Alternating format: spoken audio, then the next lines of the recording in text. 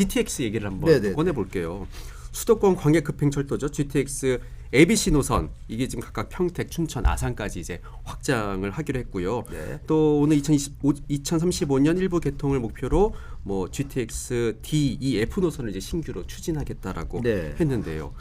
이 GTX 부동산 시장에는 일단 어느 정도의 파급력을 미칠 거라고 보세요? 이제는 제가 좀 아까도 말씀드렸죠. 유튜브가 많이 발전해서 네. 이제 팩트에 대한 체크들이 많이 들어올 텐데요. 여러분 기억하실 때 GTX ABC 나온 지가 오래됐잖아요. 그렇죠. 나오고 마치 올해 개통할 걸 원래 예측을 하고 시작했잖아요. 근데 지금 2026년이니 8년이니 좀 계속 늦어지고 있지 않습니까? 10년, 20년은 후딱 가는 거죠. 어떻게 보면. A만 그렇지 B씨는 지금 진도도 많이 못 나갔고, 그리고 아시겠지만 SOC 예산이라는 게 정부에서 조금 현재 우리나라 저성장 국면을 볼 때 교통 부분의 확충이 예전보다 지금 많이 되어 있고, 추가적인 교통 정책에 대한 예산의 어떤 비중을 따져보면은 뭐 가이드도 나왔잖아요. 75조, 134조인데 75조는 이렇게 하고 나머지는 민간에서 지원을 받겠다. 근데 민간의 입장에서 정부의 그 공공사업 SOC에 대해서 현재 하고 있는 현장들 GTX A, B, C도 입찰을 붙이는데 안 들어와요. 그러니까 이런 부분을 이제 곰곰이 여러분들이 잘 생각해 보시면 제가 죽기 전엔 다 안 될 것 같아요. 결론은 20년 정도 저는 보거든요. DF 된다고 할 때. 그러나 그것도 여러분들이 또 아시게 뭐냐면 중간에 윤석열 대통령이 발표할 때 이런 얘기를 했죠. 예타까지 마치겠다. 없게 하거나 뭐 이러겠죠 또. 그러면 예타를 마치지 않는 그 성남의 사례를 말씀드릴게요. 성남에서 아시겠지만 교통 확충한다고 그 누구죠? 이대근인가 그 연예인 출신 시장님께서 열심히 돈 들어가지고 했는데 그 적자투성이라서 난리 났잖아요. 계속 세금이 들어가요. 그거 정말 나쁜 거죠. 그럼 이 DEF에 대해서 그러면 어떤 예비 타당성 검토를 해서 국가 국민 편익에 진짜 도움이 되는 건지 앞으로 세금 들어가는 어떤 이 뭐랄까 창고가 돼 버릴지 이걸 좀 판단해야 되지 않겠습니까? 그 부분이 아직 지금 전혀 준비가 안 돼 있고 그냥 먼저 던진 거예요.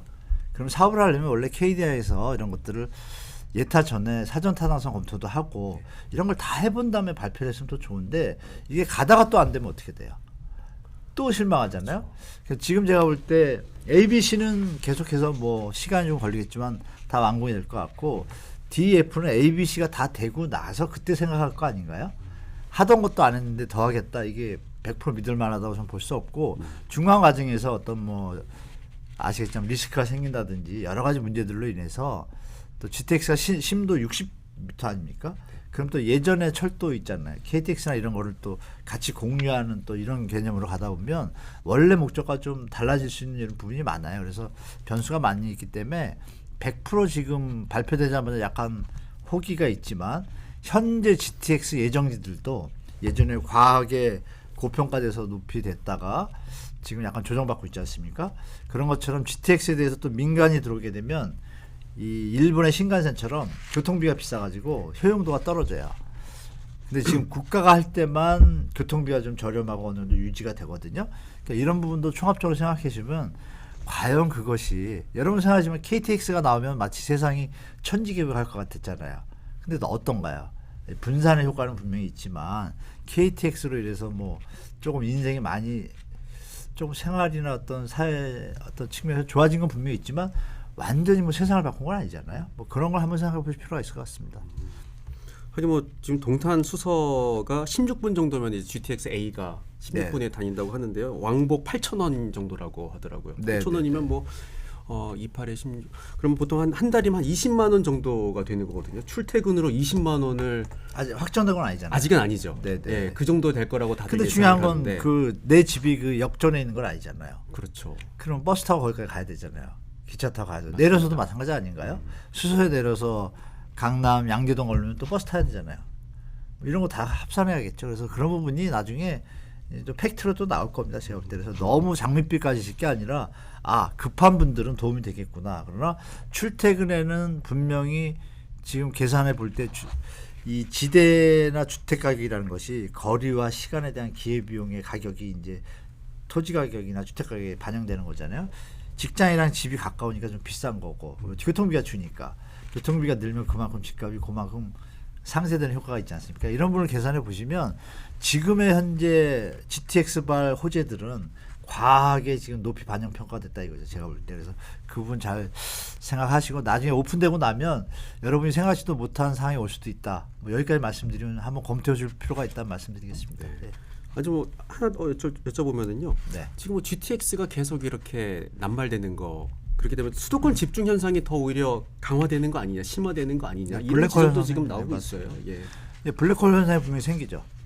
그래서 뭐 영국이나 프랑스 이런 뭐 선진국들이 그쪽도 이제 물론 GTX급의 어떤 광역 급행 철도가 여러 가지 형태의 이름으로 진행되고 있습니다. 그러나 우리처럼 이렇게 광역적이진 않아요. 그 얘기는 뭐냐면 약간 남발된다는 느낌을 국민들도 느끼시겠지만 저도 느끼고 물론 해당 지역 분들한테는 조금 안티 소리 들을 얘기지만 지금 현재 KTX고 뭐 다 있잖아요. 그죠? 그것이 생겼을 때 분산 효과가 생겼는데 여러분의 세금이 만약에 GTX가 사업성이 안 나오고 세금이 퍼들어간다고 생각해 보십시오. 그거 생각해 볼 문제죠. 그러니까 이런 부분도 있고 물론 정부에서 조금 뭐랄까 집중적으로 개발이나 국가 발전 위해서 하나 뭐 동탄에 뭐 삼성들이 있고 이렇게 뭐 여러 가지 뭐 반도체 사업을 한다든지 근데 뭐 용인에도 많이 뒀잖아요. 그러면 군산 같은 데 만약에 뒀다. 이래 가지고 어떤 사업의 신속성이나 미래를 생각해 가지고 GTX가 활용되는 이런 측면에 따르면 저도 좀 이해가 되는데 뭐 그런 거가 아니라 일단은 무조건 일단 던져진 것 같아요. 던져졌는데 과연 이것이 사업적으로 또 그쪽 지역 주민들이 말씀하신 것처럼 역으로 블랙홀 현상이 벌어지게 되면 지역 균형 발전하고 또 역행되지 않습니까? 이런 부분을 종합적으로 이게 검토한 게 아니고 일단 어느 보고서에 의한 건지 모르지만 갑자기 예전에도 조금 나왔지만 이 부분은 좀 검토 대상인 것 같고 제가 볼 때는 중간에 변경된 소지가 좀 꽤 있다. 물론 국민들이나 그 지역분들의 비판과 뭐 이런 것 좀 시달리시겠지만 그래서 정치인들이 함부로 막 던지면 안 돼요. 그래서 부분이 국가에 도움이 될지 안 될지 국민들한테 될지는 다시 따져봐야겠지만 분명한 현상은 블랙홀 현상은 100% 일어나게 되어 있다. 분당에 좀 그런 일이 벌어졌거든요. 신분당선 생기고 나서 다 좋아질 줄 알았다가 지금 상가 가격이 권리금도 빠지고 이래가지고 역풍을 맞고 있거든요. 그것이 과연 지역 주민들한테 좋은지 그 전철역이나 GTX역이 생기는 지역분들도 심도 있게 한번 공청회나 이런 걸 좀 해볼 필요가 있을 것 같습니다.